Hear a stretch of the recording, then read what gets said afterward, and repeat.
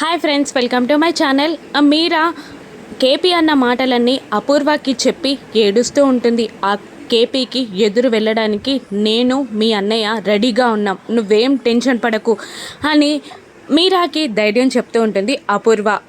ఆ పని చేయండి వదిన, చచ్చి మీ కడుపున పుడతా అని అంటూ ఉంటుంది మీరా. అది సాధ్యం కాదులే అమ్మా, మీరిద్దరూ దగ్గర వయసులో ఉన్నారు, ఒకరు చచ్చినా మరొక కడుపులో పుట్టలేరు. అపూర్వ ఇప్పుడు పిల్లల్ని కనే ఏజ్లో లేదు అని వెటకారంగా గోరెంటాకు అంటూ ఉండగా నోర్మయ్ అని అపూర్వ గట్టిగా అరుస్తుంది.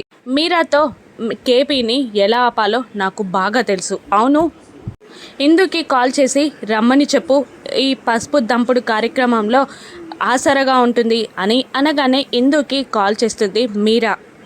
చెప్పమ్మా అని ఇందు అడుగుతూ ఉండగా ఈరోజు కార్యక్రమాలు మొదలవుతున్నాయి, వచ్చేయి అని మీరా అంటూ ఉంటుంది. నేను రానమ్మా అని అంటూ ఉంటుంది ఇందు. ఎందుకు, అక్కడికి వెళ్తావా అని అడిగేస్తుంది మీరా. అవునమ్మా, అక్కడికే వెళ్తా, నేను అక్కడికి రాను, అన్నయ్య వాళ్ళ ఇంటికే వెళ్తా, పెద్దమ్మ దగ్గరికే వెళ్తా అని ఇందు అంటూ ఉంటుంది.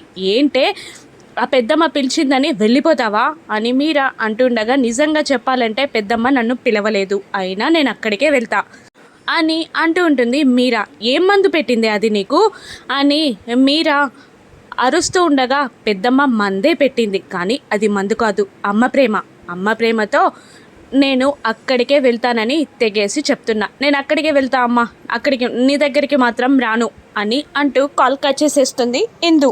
చూసావా, దాని మాయలో పడిపోయారు నా పిల్లలు కూడా.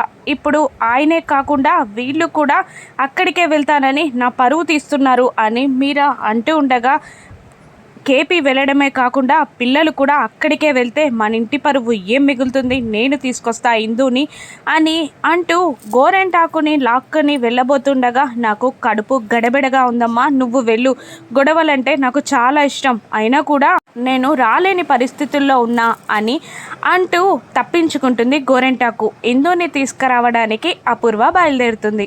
శారద ఇందుకి కాల్ చేస్తుంది. పెద్దమ్మ చెప్పు, కార్యక్రమాలు మొదలయ్యాయా అని ఇందు ప్రేమగా అడుగుతుండగా, ఇంకా కాలేదమ్మా, ముత్తైదువులని పిలిచాను, వస్తున్నారు, కార్యక్రమాలు మొదలవుతాయి అని అంటూ ఉంటుంది శారద.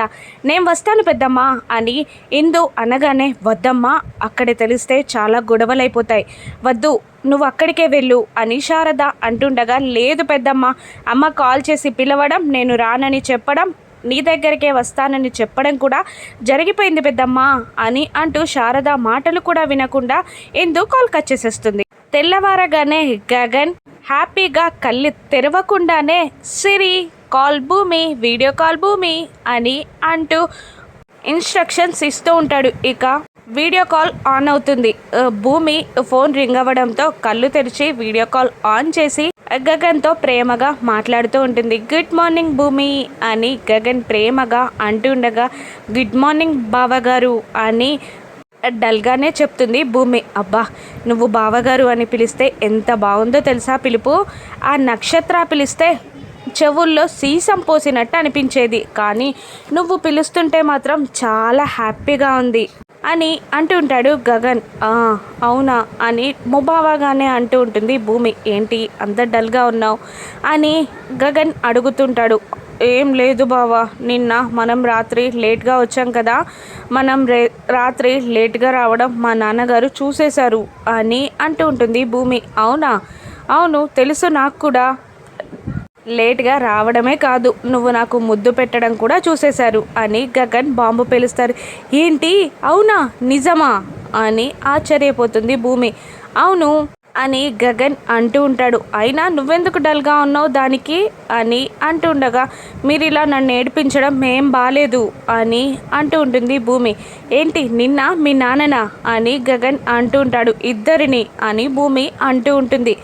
చిన్నప్పటి నుండి మీ నాన్న నన్ను ఏడిపిస్తూనే ఉన్నాడు, అందుకే చిన్న స్వీట్ రివెంజ్ ప్లాన్ అంతే అని గగన్ అంటూ ఉంటాడు. భూమి మూతి తిప్పుతుంది. సరే ఓకే, రెడీ అయ్యుండు, వాటర్ ఫాల్కి వెళ్దాం ఈరోజు అని గగన్ చెప్తుంటాడు భూమికి.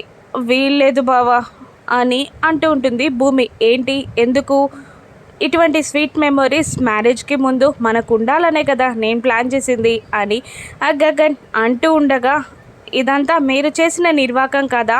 నిన్న నేను మీకు ముద్దు పెట్టేటప్పుడు ఆ అపూర్వ చూసినట్టుంది. పెళ్ళి జరిగేంత వరకు కూడా మీతో కలిసి బయటికి వెళ్ళొద్దని ఆ అపూర్వ కండిషన్ పెట్టింది. మా నాన్నగారు కూడా సపోర్ట్ చేశారు అని భూమి అసలు నిజాన్ని చెప్పేస్తుంది. అంటే ఏంటి, నువ్వు నాతో పాటు బయటికి రావా అని గగన్ అంటుంటాడు. లేదు రాలేను అని మూతి తిప్పుతుంది భూమి. సరే ఓకే చెప్తా అని అంటూ కాల్ కట్ చేస్తాడు గగన్. వామ్మో ఇప్పుడు ఈయన ఏం చేస్తాడో అని తల బాదుకుంటుంటుంది భూమి. ఇందుని తీసుకురావడానికి అపూర్వ రాగానే వెంకటేష్ మేడం మేడం రండి అని అంటూ ఉండగా, మీ మిడిల్ క్లాస్ మర్యాదలు నాకేమీ అవసరం లేదు అని విసుక్కుంటుంది అపూర్వ. లోపలికి వచ్చి రా అని ఇందుని పిలవగానే, నేను రానత్తయ్య అని అంటూ ఉంటుంది. ఎందుకు అక్కడికి వెళ్తావా అని అడగ్గా, అవును అక్కడికే వెళ్తా అని అంటూ ఉంటుంది. అక్కడికి వెళ్ళడానికి నీకు సిగ్గులేదా? పెళ్ళిలో పసుపు దంపుడు కార్యక్రమంలో నువ్వు ఇక్కడ కాక అక్కడ ఉన్నావని తెలిస్తే మా పరువు పోదా అని అంటూ ఉంటుంది అపూర్వ.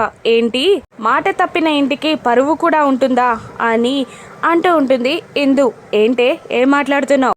మీ అత్త నీ నెత్తి మీద పొగరు అనే కిరీటం పెట్టిందా, కూర్చోబెట్టి మేపుతుందా అని అపూర్వ తిడుతూ ఉంటుంది. ఆ మాటలకి వంశీ బాధపడి, కాస్త మర్యాదగా మాట్లాడండి అని అంటూ ఉండగా, ఏంటి మర్యాద, కాసేపు మీ పైన నేను కాన్సన్ట్రేషన్ చేస్తే మీ అడ్రస్సులు లేకుండా పోతాయి అని అపూర్వ బెదిరిస్తూ ఉంటుంది.